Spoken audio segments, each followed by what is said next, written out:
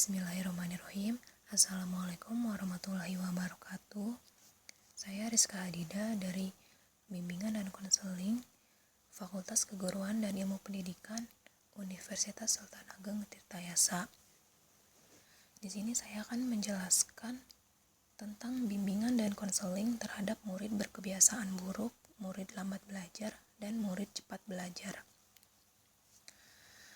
Adapun pengertian bimbingan dan konseling adalah proses interaksi antara konselor dengan konseli secara langsung maupun tidak langsung dalam rangka untuk membantu konseli agar dapat mengembangkan potensi dirinya ataupun memecahkan permasalahan yang dialaminya. Pengertian bimbingan dan konseling merupakan kegiatan yang integral, keduanya tidak dapat dipisahkan. Oleh karena itu, perkataan bimbingan selalu dirangkaikan dengan konseling. Konseling merupakan salah satu jenis teknis pelayanan bimbingan di antara pelayanan-pelayanan lainnya dan dapat dikatakan sebagai inti daripada keseluruhan pelayanan bimbingan. Tujuan bimbingan dan konseling secara khusus yaitu bertujuan untuk membantu konseli agar dapat mencapai tugas-tugas perkembangannya yang meliputi aspek pribadi sosial, belajar akademik, dan karir. Selanjutnya ada jenis-jenis masalah yang dihadapi oleh individu. Yang pertama ada masalah pengajaran atau belajar, masalah pendidikan, masalah pekerjaan, masalah penggunaan waktu senggang, masalah sosial, dan masalah pribadi. Sehingga dengan kita mengenal masalah-masalah yang dihadapi individu, akan memudahkan untuk menentukan jenis bimbingan mana yang tepat untuk memecahkan masalah tersebut. Yang selanjutnya ada jenis-jenis bimbingan. Adapun jenis-jenis bimbingan dapat dikelompokkan berdasarkan masalah-masalah yang dihadapi oleh individu. Yang pertama ada bimbingan pengajaran atau belajar. Jenis bimbingan ini memberikan bantuan kepada murid dalam memecahkan kesulitan-kesulitan yang berhubungan dengan masalah belajar. Yang kedua ada bimbingan pendidikan. Bimbingan ini bertujuan untuk membantu murid dalam menghadapi dan memecahkan masalah-masalah dalam bidang pendidikan. Yang ketiga ada bimbingan pekerjaan atau jabatan. Bimbingan ini bertujuan membantu murid-murid dalam mengatasi masalah-masalah yang berhubungan dengan pemilihan pekerjaan atau jabatan. Yang keempat ada bimbingan sosial. Bimbingan ini merupakan jenis bimbingan yang bertujuan untuk membantu individu dalam memecahkan dan mengatasi kesulitan dalam masalah sosial. Yang kelima ada bimbingan dalam waktu senggang. Bimbingan ini bertujuan membantu murid-murid dalam menggunakan waktu senggang dengan kegiatan-kegiatan yang membawa manfaat bagi dirinya maupun lingkungannya. Yang terakhir ada bimbingan pribadi. Bimbingan ini membantu individu untuk mengatasi masalah-masalah yang bersifat pribadi. Misalnya, dalam perkembangan, persahabatan, keluarga, cita-cita, konflik pribadi, dan sebagainya. Pada umumnya, bimbingan pribadi dilaksanakan dengan teknik konseling. Materi selanjutnya yaitu bimbingan dan konseling terhadap siswa berkebiasaan buruk.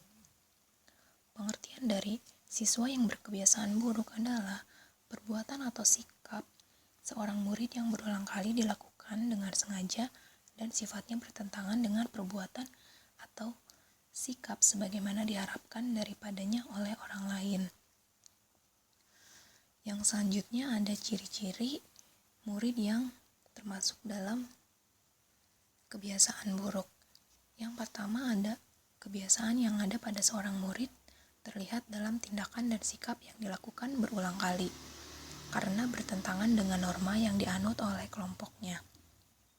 Misalnya, di sekolah memiliki ketentuan bahwa hari Senin harus menggunakan topi dan dasi. Jika murid yang tidak menghiraukan peraturan tersebut dan tidak memakai apa yang telah ditentukan oleh sekolah, maka murid tersebut memiliki kebiasaan yang buruk. Yang selanjutnya ada kebiasaan murid yang bertentangan dengan norma yang dianut oleh lingkungan masyarakatnya. Misalkan kebiasaan berbohong, kurang sopan terhadap orang tua atau guru di sekolah. Murid tersebut bisa dikatakan murid yang memiliki kebiasaan buruk. Yang selanjutnya ada kebiasaan yang bertentangan dengan kesusilaan baik yang diharapkan orang lain maupun terhadap diri sendiri. Misalnya tidak memperhatikan cara berpakaian atau pakaian yang dipakai itu kurang sopan. Yang selanjutnya ada murid yang memiliki sikap atau watak tertentu yang tidak baik. Misalnya murid itu memiliki watak yang pemarah, seperti itu. Yang selanjutnya ada tindakan yang dilakukan murid sehingga dapat merugikan diri sendiri maupun lingkungannya. Misalkan murid itu mencuri pulpen temannya ataupun mencuri barang yang lebih berharga yang bisa dijual untuk kepentingan. Yang selanjutnya ada jenis-jenis kebiasaan buruk. Yang pertama adalah murid yang agresif. Artinya di sini murid yang memiliki kebiasaan atau kecenderungan untuk menyerang anak lain, bahkan kadang-kadang gurunya, atau mendapat kesempatan untuk menantang dan menyerang. Yang selanjutnya ada anak pemarah dan mudah tersinggung. Artinya di sini anak yang memiliki sifat yang pemarah dan sangat mudah tersinggung atas ucapan orang lain. Dan anak tersebut belum mampu menguasai dirinya atau belum bisa mengontrol emosinya, sehingga terjadi luapan emosi yang membuat dirinya menjadi pemarah. Yang selanjutnya ada murid yang menguasai murid lain. Ia berusaha mengganggu karena menganggap dirinya paling hebat, sehingga orang lain takut kepadanya, suka mengancam dan menakut-nakuti murid lain agar mengikuti keinginannya. Yang selanjutnya, jenis kebiasaan buruk lainnya yaitu murid curang, menipu, mencuri, berbohong, anak yang iri hati, pemalu, sukar bergaul, menyendiri, murid yang selalu berusaha menarik perhatian, serta murid yang berkebiasaan kurang aturan atau kurang sopan dan kurang tata krama. Yang selanjutnya ada langkah bimbingan yang ditempuh. Yang pertama ada usaha pencegahan, usaha referral. Usaha referral ini apabila kasus itu sudah parah dan guru menyerahkan kasus murid yang memiliki permasalahan yang sudah parah itu diberikan kepada konselor atau kepada lembaga yang berwenang menangani kasus tersebut. Yang selanjutnya ada konseling kelompok. Konseling kelompok merupakan proses pemberian bantuan konselor kepada konseli untuk memecahkan permasalahan dan mencari solusi secara bersama-sama. Tujuan dari konseling kelompok ini membantu masing-masing anggota kelompok itu untuk menemukan penyelesaian terhadap masalah yang memberatkan dirinya. Usaha pencegahan selanjutnya yaitu ada menyelenggarakan konseling pribadi. Artinya di sini proses pemberian bantuan konselor kepada konseli untuk menyelesaikan persoalan pribadi yang ada dalam dirinya dan mencari solusi untuk permasalahan pribadi konseli tersebut. Materi selanjutnya yaitu bimbingan dan konseling terhadap murid yang lambat belajar. Murid yang lambat belajar adalah sekelompok murid di sekolah yang perkembangan belajarnya lebih lambat dibandingkan dengan perkembangan rata-rata teman seusianya. Adapun ciri-ciri murid yang lambat belajar. Yang pertama ada kemampuan kecerdasan rendah atau di bawah rata-rata, perhatian dan konsentrasinya rendah, terbatasnya kemampuan untuk menilai bahan-bahan pelajaran yang relevan, sering mengalami kegagalan dalam mengenal kembali hal-hal yang telah dipelajari dalam bahan dan situasi baru, serta kurang mempunyai inisiatif. dan lain sebagainya. Yang selanjutnya yaitu pemahaman latar belakang tingkah laku lambat belajar. Yang pertama ada mempelajari catatan pribadi. Dalam hal ini, guru atau konselor dalam menghadapi kasus murid dalam lambat belajar adalah memahami apa yang menjadi latar belakang gejala-gejala tingkah laku tersebut. Dengan memahami latar belakang suatu gejala tingkah laku tersebut, maka konselor hendaknya mempelajari catatan pribadi murid dan catatan lain yang berhubungan dengan murid tersebut. Yang selanjutnya yaitu pengumpulan data baru. Dengan data yang diperoleh dari catatan pribadi, kemungkinan sudah didapat data yang memadai tentang latar belakang tingkah laku lambat belajar seorang murid. Yang selanjutnya ada menyimpulkan masalah.